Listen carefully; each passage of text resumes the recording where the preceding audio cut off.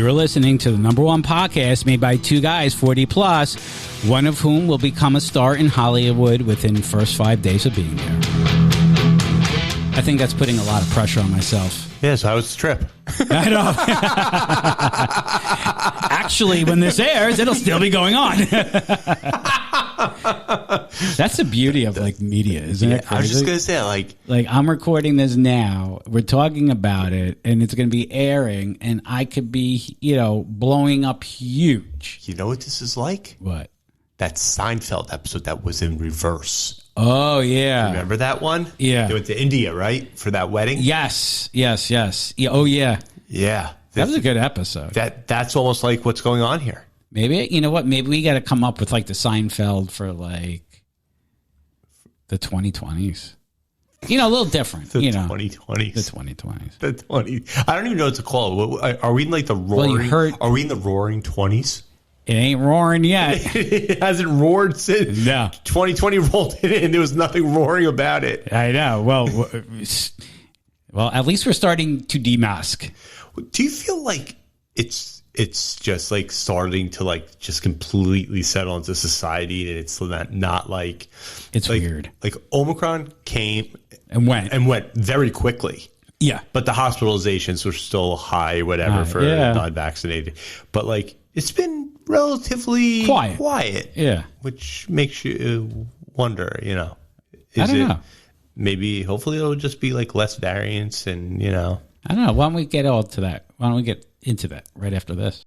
I don't know. I feel like getting back to normal. Like mask mandates come off, and I'm excited. I feel bad for the kids. Like they're counting the days till their masks come off, and in California, you had the Super Bowl. You had 80-something thousand people, quote, indoors. No, like nobody was wearing a mask. Here, I'm in California right now. Not really, but will be. But they just dropped. And you brought me one of the suitcases, because you had so much extra room. I know. You just packed me in a suitcase. Well, we could do it. We could possibly do it remotely, but I don't think my wife will give me that much time. While I'm there. Maybe I'll FedEx myself out there. But you don't have to. We could do it over the phone. We could. Yeah, but we don't have that kind. I don't think she'd be very happy. Yeah, that's what I say. She's not going to be too happy. And the 3-hour time difference is a big deal. I have to adjust my work schedule. Oh, I'll be sleeping by the time you'd be ready to do the show. Right. Yeah. Because I don't think you'd be doing the show like at 7, like 3 o'clock in the afternoon. No. But like you said, I'll be busy on the computer. Right. Typing away, making phone calls. Yeah, just like Tommy Lee. Yeah. Just like Tommy Lee bangs it out on his drums, you bang it out on your computer. That's it. That's exactly. That's all I do all day. Is that carpal tunnel syndrome starting to give in? No, actually, it's pretty good. I just have to say one thing about the Super Bowl. I liked my post. Oh, your post. Due to inflation, 50 cents became $1. I mean, he inflated. He lost. I was expecting him to come out all jacked up and ripped. No.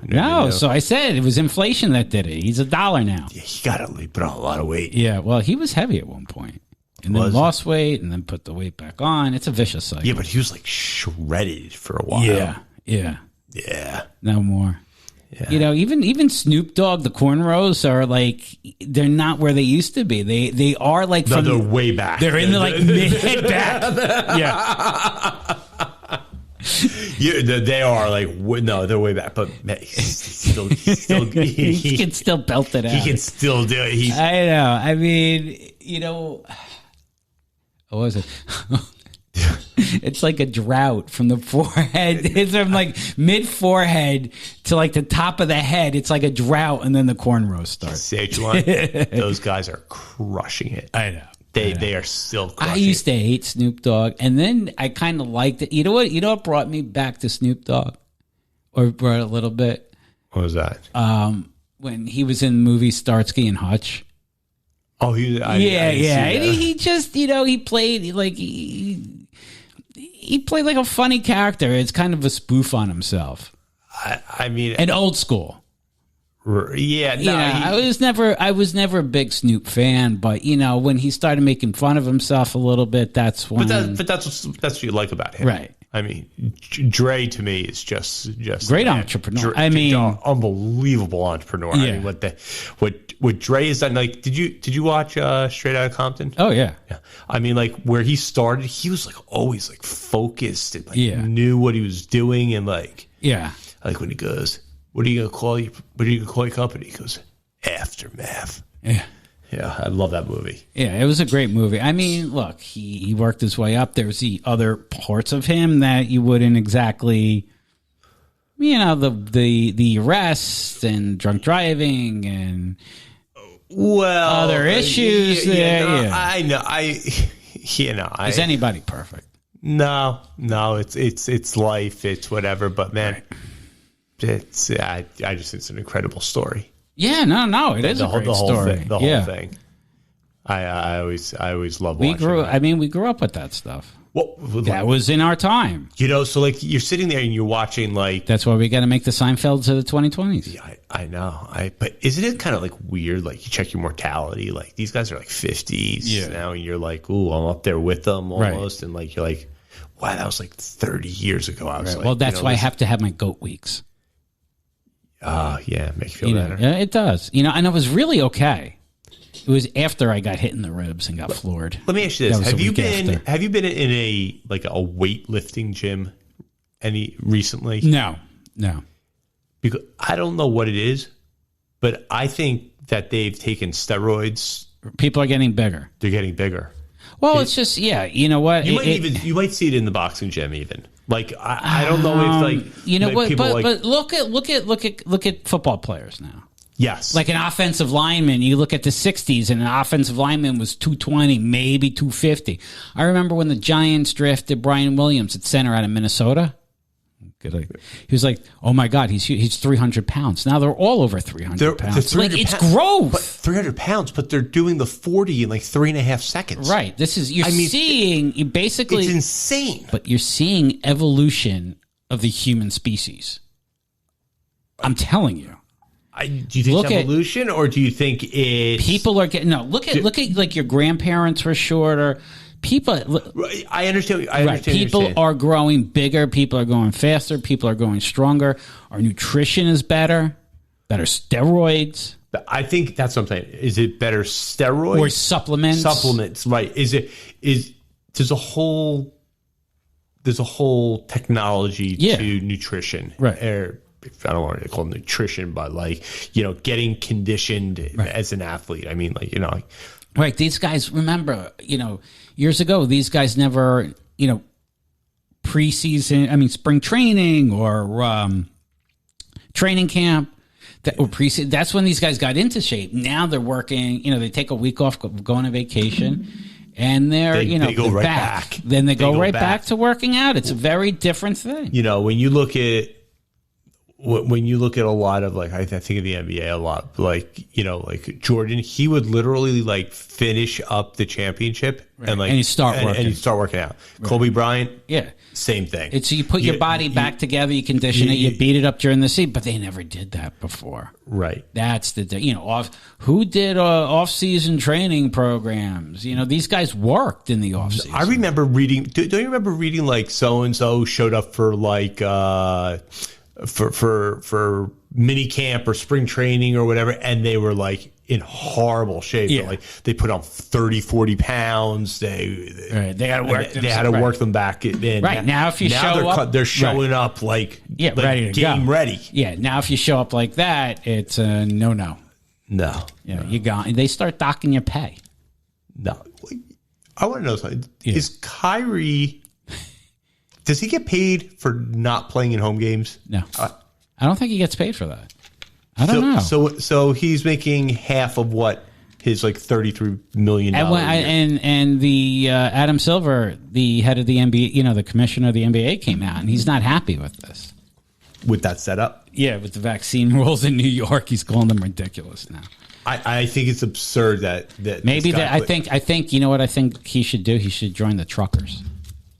He could join. He could join the truckers. What's left? There's only a few left, right? No, the whole trucker brigade up in Canada.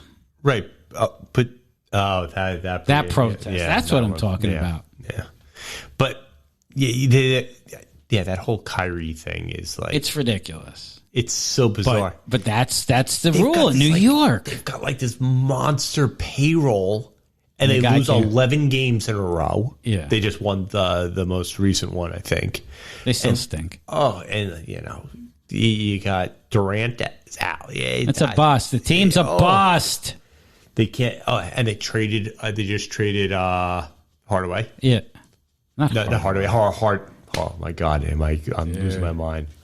I know. Yeah. So, but the beard is gone, and I don't like who he brought in. He's had problems in Philly. You're not going to solve it in Brooklyn. Are you saying like going from Philly to Brooklyn's not a step up? No, it's not a step up these days. But I always find it so funny that like it's Tuesday, they're on one team, and then like Thursday, right? Pack it up. They're in a different team. Yeah, that's right. Well, I mean, can you get UEC? You can't get traded company to company. They just decide. I think it's actually harder to get a new job in corporate than it is to get traded in the NBA. Is it really? Are they high? Like, I don't know what's going on. It's all I know is that friends of mine, people that I've worked with, in the whether past companies and everything, right? When they interview, they're doing like 8 to 10 rounds of interviewing. I've heard, and this is not like I've heard. You're not talking about CEO level positions. You're talking about like doing presentations. Yeah, no, I've heard from somebody. Yeah, and I'm not going to say, but it's brutal. Like, it's one after another after another. You got to jump through hoops. Yeah, that's and then they're not hiring. And then they go, well, they liked you because you always get from the HR person or the recruiter. They liked you, but they thought that you had 6 months less of experience than they really wanted. Okay, so my 15 years don't count of experience. Right. Well, they wanted more, and it's just so. Then why put people through that? I mean, are they actually just or you see all the we need workers, we need work, or we need that is or is that is a lie? I think it's the biggest bunch of nonsense. Really, when they say there are jobs out there. There's two. There are jobs, they're not jobs that they're not jobs for, say, Middle America, right? Because they're either very, we'll call it on the lower end of the pay scale, right? That are service jobs, yeah, correct. And then you've got the ones that want PhDs in artificial intelligence, right, or cybersecurity that only a handful of people can even comprehend. So what you're saying is the average corporate worker. It's not that easy. It's not that easy right now. No. Is it due to cutbacks? Is it that they're trying to watch it? Because there's a lot of uncertainty in the market. I think that you have to be inquiry. What used to be like middle of the road, you have to be more specialized, and they're very, very particular about the requirements they want from the candidates. Oh, really? Yeah. You've really got to focus in on a certain skill set and just go with it.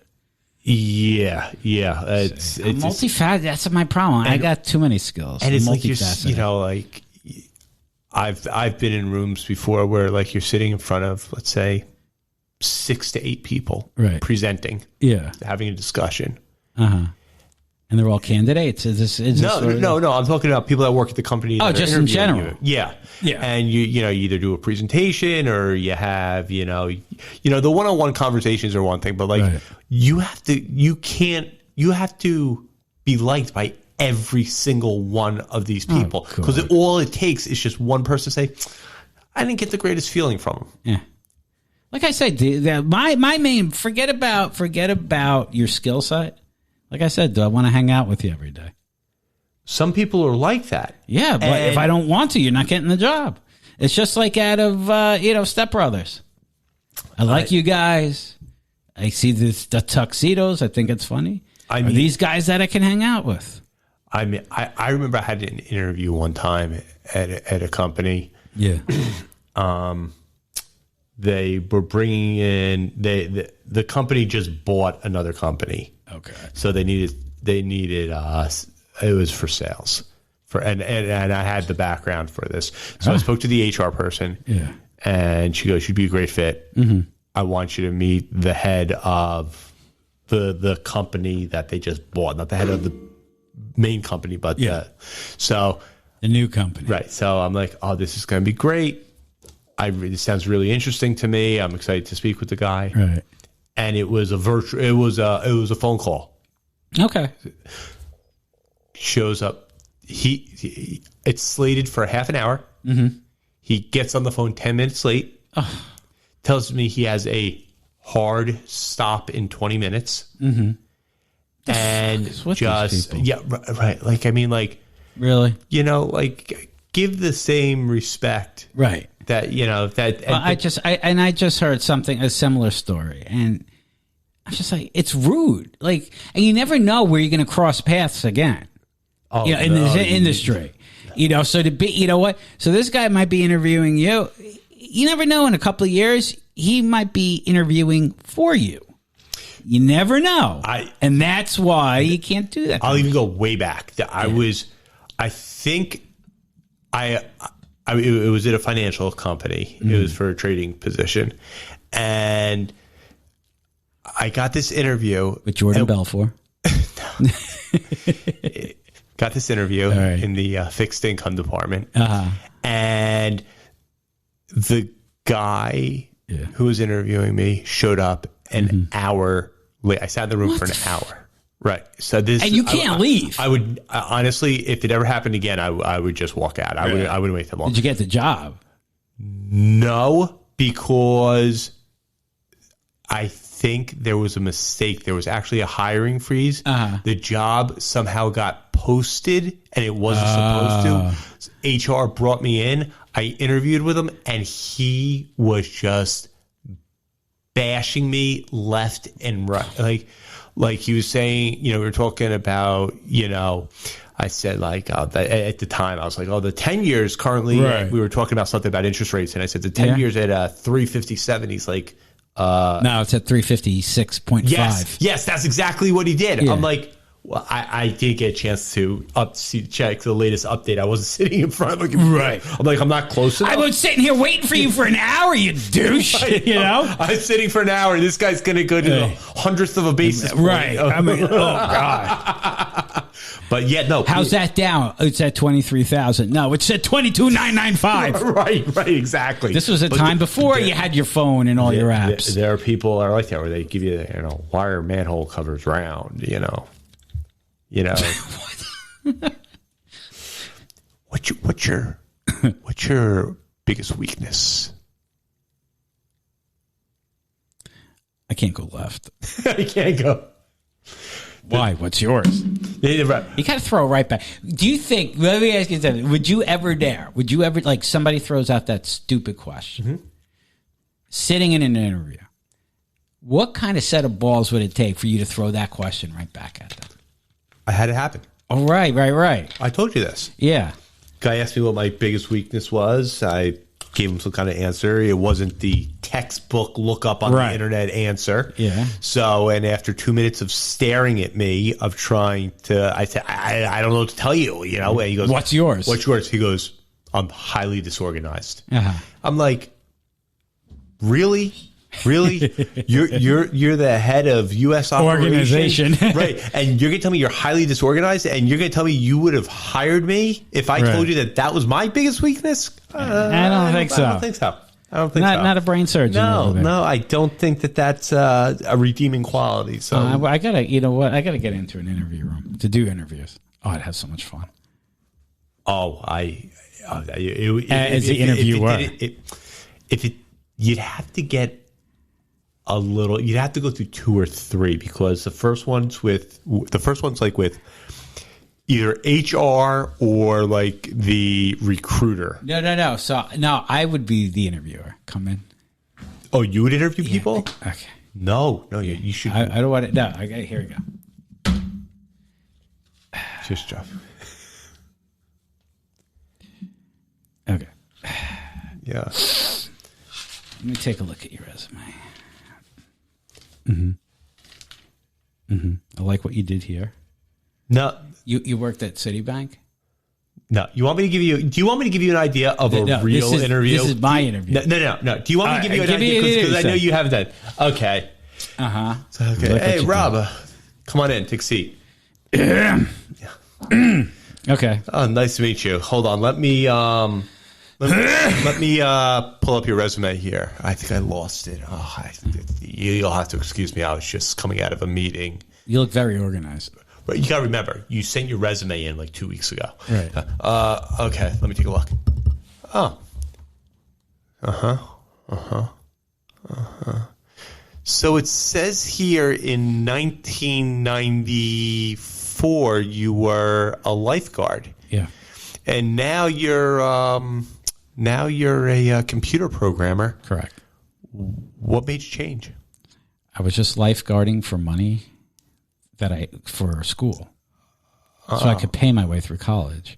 I needed a job. Right. I'm not seeing the correlation here. There is none. Right. That's what I'm afraid of. Like it seems like you can get easily swayed from. Not by being a lifeguard. You have to be on point and pay attention the whole time. Right. So there was no swaying me because people's lives were at stake. Okay. Let me ask you this. Tell me about recently a problem that you had and how you solved it. Well, I had this abscess under my skin, and I really wasn't sure what to do, so I called the doctor. And I went to the doctor, and they gave me some cream, and that's how I fixed the problem. Okay. But I'm thinking more of like somewhere where like you had a deadline and you had to, get a certain project accomplished. Like, do you have any projects that you've done recently? Yes, I have. Could you elaborate on that a little bit? No, they're highly confidential, and I signed an NDA. I'm sorry, I cannot discuss that at this time. If I tell you, I'd have to kill you. Okay. Let me ask you this. Do you have any questions for me about the company here? Or about, what the role entails? Or? Well, I see you looking at me and you're very nervous. So I'm assuming that if you hire me, you're going to be afraid that I will one day have your job. Yeah, people here usually, I got to be honest with you, we're hiring for this position. There's probably not going to be a lot of advancement. That is untrue. I've never been fired before. I make myself, and every company I've been at, I'm so important.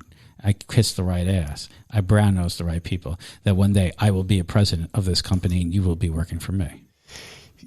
I gotta be honest with you. Like I've been here 28 years, as you can tell from the sweat stains under my arms and the pit stains. Yes. Our CEO has been here. He's been in the position for 73 years. It just does not that type of company. Yeah, it's not a company I even want to be a part of.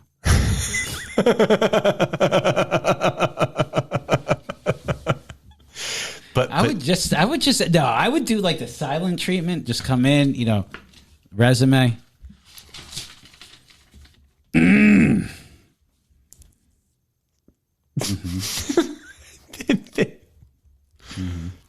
First of all, they don't even look at your resume for that long. I do. Because you just want to have them. I'll even. Not even ask a question. Just see them squirm nervously in the chair. You're just wasting their time. The questions you just asked me was a waste of time. Exactly. I know. So at least I'm doing it in a fun way. It makes it interesting for me. But in all reality, I've been on some of those, but in reality, it's like you usually have a decent conversation with the person, and then you walk out, and then you're like, I had a really good interview, and then you get never hear back, or we've decided to go in a different direction. Yeah. All right. Thanks a lot. We're on a hiring freeze. Oh yes, there's always an excuse. We're changing the culture. We're changing the culture. Yeah, it's not the easiest thing. And so back to the point of all these jobs that are available. Yeah, no. All right, I was just making sure. But I am creating. But I will let you know when I come back from California. Wait, I thought you already went. No, I'm still there. When this airs, I'll still be there. You will be. Yeah. And then we'll recap when I come back. Okay. But I think you'll either be renting a different car or 2 cars. Okay. We'll see what happens. And you know what? We'll see what happens on the next edition of Aging Immaturely. You can always contact us at realagingimmaturely.com. And by the way, oh, wait, I'm in California already. So I was going to say, if anybody wants to offer me a house. Yeah, it's too late. It's too late. But, but for when you come back. But we can have drinks. Yeah. All right. See you guys next time.